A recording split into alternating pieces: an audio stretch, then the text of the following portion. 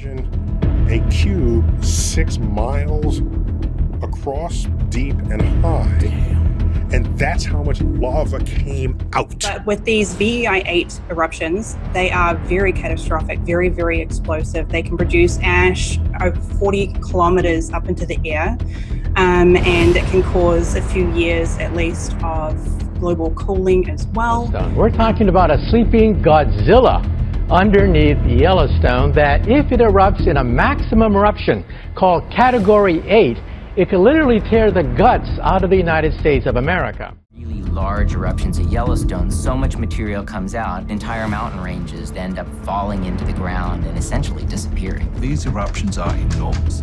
The amount of material erupted from them, huge. This restless Yellowstone caldera is truly living, breathing. Every once in a while, it burps. We are due. Forget Yogi Bear. Okay, forget Old Faithful. It's sitting on top of a sleeping giant, because when it blows, it could destroy the United States as we know it. The Yellowstone caldera is one of the largest volcanic systems in the world. It is so large and active that scientists speculate its eruption would be more catastrophic than the most devastating volcanic event in recorded history. And with a recent hydrothermal explosion occurring at Yellowstone Park, many believe that the volcanic system will be erupting very soon. However, leading experts from the Yellowstone Volcanic Observatory tell a different story, implying that the event would not be happening anytime soon. What is happening at Yellowstone National Park? Join us as we explore the potential eruption of the Yellowstone caldera, a hydrothermal explosion. On July 23, 2024, it was just another day at Yellowstone National Park. Tourism was at its peak. Many visitors were admiring the beautiful landforms and diverse wildlife of the area, and the weather was perfect for exploration and adventure. But then, there was a surprising turn of events marked by a hydrothermal explosion at the Biscuit Basin, an area known for its calming hot springs and colorful pools. This explosion was triggered by an exponential increase in heat and pressure under the surface, caused by the sudden change of heated liquid water to steam. The resulting explosion was powerful enough to send huge masses of water, steam, and large rocks flying over 100 feet above the ground. This event caused a huge stir, with several news networks talking about the event. It caused great damage to a nearby walkway built for tourists who wanted to view the beautiful landforms, but thankfully caused no harm to anybody. While people in the media sensationalized the issue, the authorities in charge of the area released a statement implying that there was no reason to panic. They encouraged the tourists to keep coming, as what happened was just part of normal events occurring in the area. They also apologized that no one could see it coming and promised to take action to foresee such events in the future. But as expected, this message of encouragement did little to quell the fear among tourists. For them, knowing that such an event was quite common was only more indication that visiting the area was not worth the risk. But for the curious who weren't tourists, this explosion is just one of many indications of volcanic activities that are yet to be properly investigated. Without the necessary preparations, these great disturbances would lead to a lot of casualties, not just because of the minor geothermal events around the area, but mainly through the inevitable eruption of the Yellowstone caldera. To them, this event, which thankfully caused no harm to tourists present, along with the observable geological uplifts and earthquakes around the area, indicates the arrival of a much greater disaster. This disaster would be far greater than the greatest volcanic eruptions in recorded history. To address this, the Yellowstone Volcano Observatory carried out further research into this, and what they reported later was very surprising. This team of experts tasked with observing the most thermally active regions surrounding the caldera for potential signs of volcanic activities tells us that the probability of such a disaster happening anytime soon is close enough to zero. According to them, all current seismic levels fall within normal parameters, with volcanic alert levels being at the same range they have always been. They tell us that if the geothermal explosion was an indication of an impending disaster, then all the indicators would have been on catastrophic levels long ago. This great concern naturally prompts the average minds to put themselves in the position of experts to have assurance that what they say is right, so they too can be just as calm about the situation. It brings people to ask, how do they know? How can they be so sure? Keep watching as we investigate. To do this properly, we have to understand the nature, origins, and scope of the Yellowstone caldera. Only then can we understand how there could be no danger. This volcanic system is one of the largest in the world, and recent studies have given us a glimpse into the past eruptions which gradually formed the complicated system. These past eruptions were cataclysmic in every sense of the word, and the system was formed through a series of super eruptions. The last eruption is estimated to have occurred 600,000 years ago, with the resulting volcanic area measuring about 30 by 45 miles. Yellowstone National Park currently sits upon two great natural reserves of boiling magma, with both areas forming a massively complex system that greatly affects the surface. The upper chamber of this heated underground system is located about 5 to 20 kilometers below the surface. By conservative estimates, it is about 90 kilometers long and 30 kilometers wide. The resulting volume measures over 10,000 cubic kilometers, containing relatively vicious boiling magma. In many places, the heated fluid is very thick and unable to flow, and the liquid parts are about 20%, with other parts being too thick to be classified as a liquid. As we move further downward, what follows is the lower chamber located 20 to 50 kilometers below the surface. This lower chamber contains more magma that extends over a larger area. It is what keeps the upper area as hot as it is through a series of conduits and dimes. Having a volume more than 5 times larger than the upper chamber, the system is directly heated by a column of hot rocks rising from the Earth's mantle. The content of the lower chamber is mostly liquid, thanks to higher levels of heat too intense for solids and thick fluids that are resistant to flow. With a never-ending supply of heat to the system, there would be increasing pressure, and when both indicators reach critical points in both chambers, a supervolcanic eruption would be imminent. This actively hellish inferno is what causes the geothermal events on the surface. It is what drives the hot springs, mud pots, and fumaroles in the region, making it one of the most geothermally active places on Earth. It was the driving factor behind the hydrothermal explosion, which occurred on July 23rd of 2024. This and previous similar events are what led to the establishment of Yellowstone Volcano Observatory, set to foresee and monitor signs of volcanic activity. With this in mind, the team of experts report that while there would be catastrophic effects following a volcanic eruption, the current signs of geothermal activity are not valid signs pointing towards it. They tell us that Yellowstone has gone through only 3 major eruptions in over 2 million years, with the last one happening just 500,000 years ago.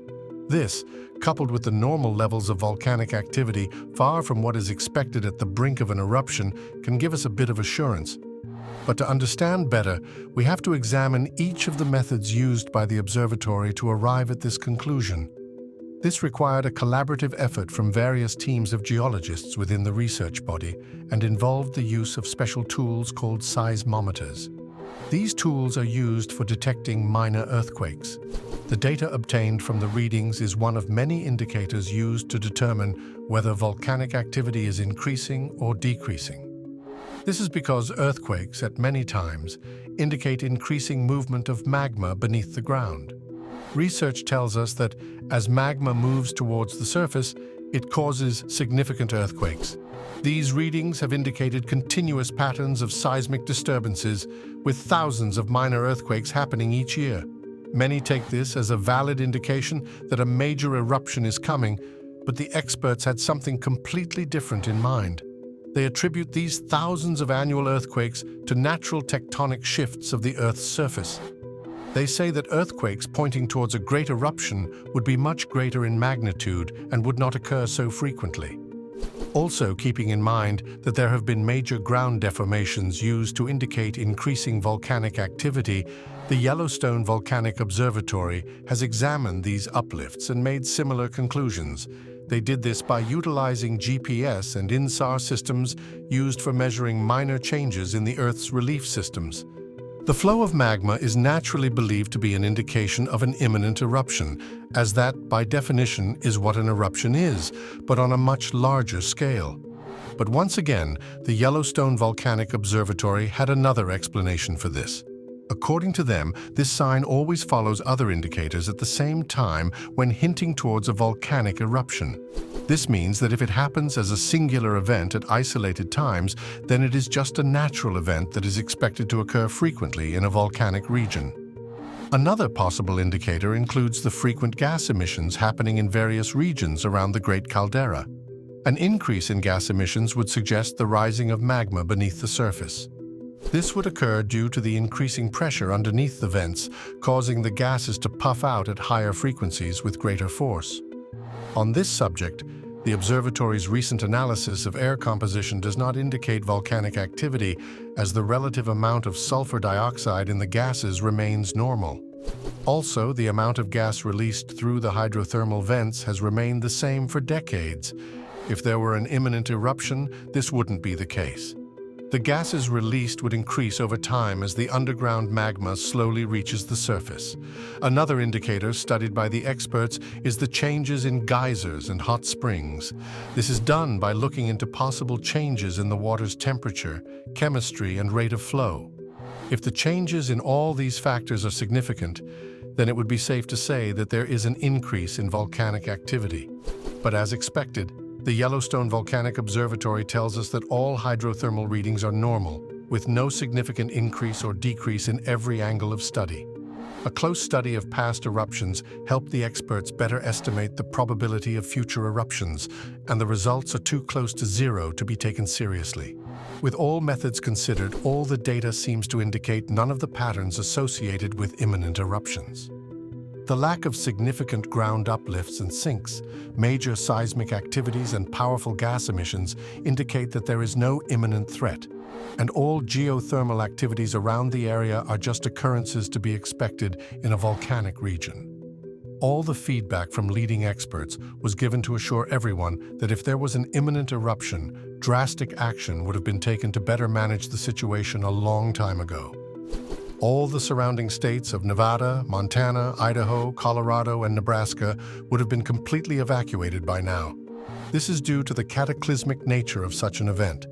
If such a disaster occurs now, all the surrounding states would be covered in ash and debris shortly after. But none of that has occurred, with reports from multiple research teams all indicating the same thing. Among these external research teams include NASA, America's world-leading space exploration agency, and the United States Volcanic Hazard Program, a research initiative built for mapping indicators for increasing volcanic activity in North America. With results from multiple research bodies saying the same thing, it is safe to say that all the leading experts do not regard the Yellowstone caldera's eruption as an imminent threat, and neither should we. But it remains a potential threat, as the Yellowstone Volcano Observatory has made clear in all its reports. So while the probability remains close to zero, that doesn't mean the threat isn't there. This is why the observatory still exists, and why many research teams are always studying the area. Rather, it means that there is an ever-present need for constant awareness and preparation. Now that we understand the eruption as a potential threat, we can now look into the potential implications of the event. What would it look like? How much of an effect would it have on North America and the rest of the world? While many might think only the surrounding states would be affected, the implications would be a lot worse, as we shall see. An imminent eruption would most likely come shortly after a continuous series of warning signs and events growing from bad to worse. Among these signs would be a significant increase in the scale and frequency of earthquakes across Yellowstone. These growing earthquakes would be much worse than any of the tremors typically experienced at the site today. This is because a huge mass of magma would have gotten close enough to the surface, and the force of its uplifts would cause catastrophic tremors strong enough to collapse buildings. It will no doubt be much worse than the earthquakes caused by natural tectonic movements, detected over many broad areas surrounding the park. It would serve as an obvious sign to researchers and governing authorities, an indicator that cannot be ignored. What would follow are major ground deformations, with notable ground swelling above the magma chamber. It would be great enough in scale to be observed by NASA's satellites, along with the most advanced GPS technologies on the planet. The notable seismic activity would go beyond the safe parameters and be made public by news authorities in the region and surrounding states. There would be increased gas emissions with the highest concentration of sulfur dioxide ever recorded at the site, along with huge doses of carbon dioxide permeating the area. The resulting increase in temperature would start from the geysers and hot springs and spread to the rest of the park, and geothermal explosions would be much more common than it is today. The increased pressure underneath would cause the quick formation of new gas vents to reduce the pressure, but they would do nothing to stop the big eruption. After all that happens, what follows would be continuous explosions at the top of the hill as magma reaches the surface. This singular event would lead to multiple environmental hazards that would take decades to fully recover from. The great explosions at the top of the volcanic system would release great amounts of ash and poisonous gases into the atmosphere. This would form an eruption column, a gargantuan mushroom of smoke, dust, and ash rising to the stratosphere. This would form a blanket covering thousands of kilometers, and the effects would make the greatest volcanic eruptions in history seem like a minor thunderstorm. Then there would be significant events called ash falls, where ash falls from the sky like rain. It would greatly affect places far from the area, but the effects would dwindle over larger distances. Even the slightest of ash falls would greatly affect transportation while causing great damage to buildings and infrastructure. The significant health risks from the constant inhaling of ash and sulfur would follow over extended periods, but this would not be the worst of it. Perhaps the greatest consequence of the caldera's eruption would be global cooling. This would have been caused by the release of sulfur and ash into the stratosphere back when the volcano had erupted. It would result in the temporal cooling of the Earth, causing a significant surge in climate change. It would be like what happened after the Pinatubo eruption back in 1991, with volcanic winters lasting for multiple years. As expected, the global cooling would negatively affect agriculture and land ecosystems as a whole, leading to catastrophic economic implications for most of North America. Close to the site of eruption, there would be a swift movement of hot gases and volcanic material. These are called pyroclastic flows, set to devastate a lot of areas as they carry large rocks and heavy debris in great mud flows. Like an avalanche of mud and large boulders, the mud flow would sweep through the slope down to the ground and spread around the area until the momentum stopped completely. All surrounding places within sight of the Yellowstone caldera would be rendered uninhabitable. Yellowstone Park, as we know it, would cease to exist. The Yellowstone ecosystem would be altered by a great margin, with the economic and social aftermath spreading globally. This global effect would be due to the great difficulties experienced by North America. But while the signs and consequences of such an event are devastating, we can be assured by the experts that though the event is a potential threat, it is unlikely to happen anytime soon. Thanks to the study of past eruptions of similar volcanic systems and landforms, we can explore each of these volcanic systems and how they relate to the Yellowstone caldera. If Yellowstone's caldera erupts, it would most likely be a supereruption, much larger than typical volcanic eruptions. Some of the past volcanic eruptions occurring on similar landforms can give us insight into what such an event would be like and what to expect if the potential threat becomes imminent. The Mount St. Helens eruption occurred in North America in 1980, releasing only a cubic kilometer of volcanic material. It was much smaller than most major eruptions in recorded history, much smaller than the Toba supereruption. It occurred in Indonesia about 70,000 years ago. It was one of the largest known eruptions in the last 2 million years, releasing almost 3,000 cubic kilometers of volcanic material. What resulted was a volcanic winter that significantly affected the global climate for decades. And the after effects were so great that they generated powerful tsunamis and significant drops in global temperatures. The Indonesian Tambora eruption was the most powerful volcanic eruption in recorded history, occurring in 1815 and reportedly lasting for 3 years. It released about 160 cubic kilometers of volcanic material. It caused the famous Year Without Summer in 1816. During that period, there was little to no sunlight. leading to widespread crop plagues and food shortages. But in contrast, a potential Yellowstone super eruption would release almost 10 times as much volcanic material as the Tambora.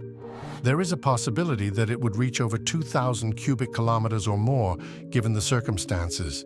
Catastrophic local destruction would follow, with cataclysmic lava flows, pyroclastic mud flows, and long-lasting ash falls. A volcanic winter is inevitable, as well as a significant climate change lasting for a decade. The global cooling would be resilient, leading to crop failures in farms around the world, economic recession and famine. Millions of people would go hungry, with multiple diseases from sulfur poisoning being much more prevalent. So while the biggest volcanic eruption in recorded history was bad, Yellowstone's eruption would be much worse, leaving prolonged climatic impacts than ever before. The National Aeronautics and Space Administration, also known as NASA, has revealed plans to save future humankind from the eruption. Unlike other research bodies, NASA sees it as a planet-level threat, almost equal to a large comet hitting the planet and wiping out all terrestrial life. For this reason, America's Space Administration takes it far more seriously than even the Yellowstone Volcano Observatory and the United States Geological Survey. Through the use of their most advanced satellites, NASA has been keeping a close eye on Yellowstone's volcanic system. Through their bleeding-edge technologies, they can tell that the chambers underneath that system are gradually filling up with lava. Having seen other active volcanoes erupt in the recent past, they know what would happen when the Yellowstone caldera faces the same fate. The potential threat of this event has made NASA formulate and release a plan for managing the problem. To do this, the NASA plan promises a system designed to cool the massive upper magma chamber, effectively preventing underground temperatures from reaching critical points. It seemed the same agency that sent man to the moon 60 years ago was now planning something more extraordinary, and many were excited to see it unfold. It would be an endeavor that would greatly contribute to the study of volcanic activity, presenting better ways of managing natural processes than everything we have known. However, it has been over 4 years since the plan was proposed, and the government has neither approved nor supported the endeavor in any way. Disturbing the boiling magma chambers comes with the risk of directly causing increased volcanic activity. This implies that the long-term drilling process into the chambers would lead to the long-feared eruption instead of avoiding it. Quick changes in pressure underground could lead to many natural hazards indicating imminent eruption, including major earthquakes strong enough to cause buildings to collapse. This would most likely occur with major leaks of lava through cracks in the ground into major groundwater systems. This would greatly deplete marine life by causing major disruptions in aquatic ecosystems, while also making water unsafe to use for drinking and bathing. An obvious consideration would be that carrying out such an operation would cost a lot of money. The finances required for this to work are beyond staggering. First of all, over 4,000 wells would have to be dug around the caldera for an effective output, with each of them drilled several kilometers deep. Deep drilling alone would cost between $5 to $10 million per well, and assuming there are 5,000 wells dug, the cost would be between $25 to $50 billion. That does not cover the water supply and networks connecting pumping machines to the thousands of wells required to make this work. This alone would be an additional $15 billion and doesn't count the estimated annual costs for maintenance and operation, which would be over $1 billion per year. Adding the total costs of construction, initial step, and long-term maintenance, the project could cost over $40 million along with the annual operational costs. This is assuming everything would go smoothly while ignoring all the uncertainties that come with working in geologically active areas. It also doesn't count measures taken to manage the hazards that would surely come afterwards, along with the minor geothermal incidents that could disrupt the network's operation. Even though the process would produce great amounts of useful thermal energy that can generate revenue for the operation to continue, the income would never be more than what was spent to start the project. The initiative would lose more money than it would make in several years, rendering the project useless and impractical from an economic standpoint. There is no past event we can reference for this, as it is the first time something like this has been done in history. It remains a great risk no matter how it is presented. And even if the money and resources to make it happen are made available today, how can anyone be sure that it would work? It takes a lot of faith to predict the outcomes of disturbing volcanic chambers that have not been fully understood.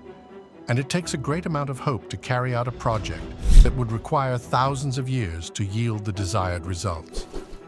This strategy is much more ambitious than any scientific undertaking in history, being more theoretical than practical and beyond expensive to operate. Nobody can tell if it is a safe endeavor, so while the operation can be successful in theory, given the current circumstances, it simply cannot happen.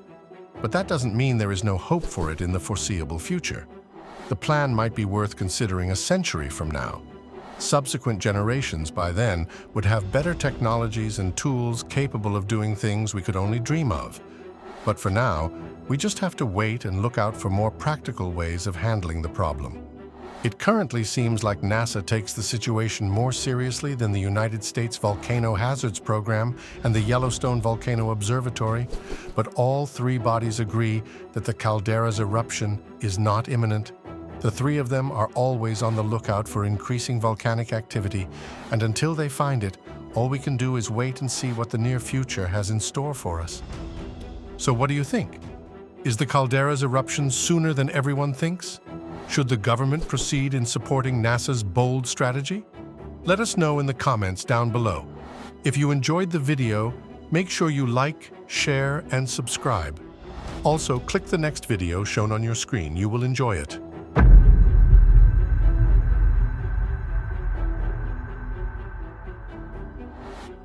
Proceed in supporting NASA's bold strategy?